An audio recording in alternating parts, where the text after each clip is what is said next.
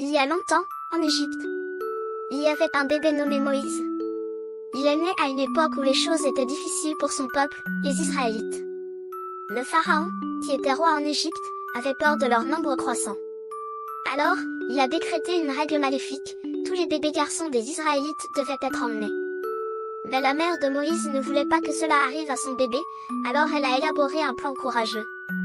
Elle a mis Moïse dans un panier et l'a doucement placé parmi les roseaux le long du Nil. La fille du pharaon a trouvé le panier pendant qu'elle se baignait dans le fleuve. Elle a eu pitié du bébé qui pleurait et a décidé de prendre soin de lui.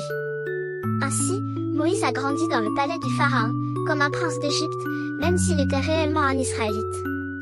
Quand Moïse a vieilli, il a vu à quel point le pharaon traitait les Israélites, ils étaient forcés de travailler dur et étaient souvent battus. Cela a bouleversé Moïse, et un jour, il a tué un garde égyptien qui battait un esclave israélite. Après cela, il a dû quitter l'Égypte, il s'est enfui dans un pays lointain et y a vécu pendant de nombreuses années. Puis, quelque chose d'incroyable s'est produit, Dieu a parlé à Moïse depuis un buisson ardent qui ne brûlait pas. Dieu a dit à Moïse de retourner en Égypte et de demander au pharaon de laisser les Israélites se libérer. Retourner en Égypte n'était pas facile, le pharaon ne voulait pas écouter Moïse. Alors, Dieu a envoyé 10 fléaux pour convaincre le pharaon. Il y avait des grenouilles partout, des insectes et même l'obscurité pendant la journée. Enfin, après le dernier et le plus triste fléau, le pharaon a accepté de laisser le peuple israélite libre.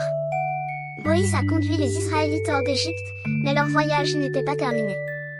Quand ils sont arrivés à la mer Rouge, le pharaon a changé d'avis et les a poursuivis avec son armée. Mais Moïse a fait confiance à Dieu, il a tendu la main, et quelque chose d'incroyable s'est produit, la mer s'est divisée en deux, et les Israélites ont traversé la terre ferme. Après avoir été en sécurité, la mer est revenue à la normale, et l'armée du pharaon ne pouvait plus les suivre. Moïse et les Israélites étaient enfin libres. Ils ont voyagé pendant longtemps pour atteindre une montagne spéciale appelée Sinaï. Là-bas, Dieu a donné à Moïse les 10 commandements, qui étaient des règles importantes sur la façon de vivre et d'être bons les uns envers les autres. La vie de Moïse a été pleine d'aventures et de miracles. Il a commencé comme un bébé dans un panier et a grandi pour devenir un grand leader qui a aidé son peuple à trouver la liberté et leur a montré le moyen de vivre avec gentillesse et justice.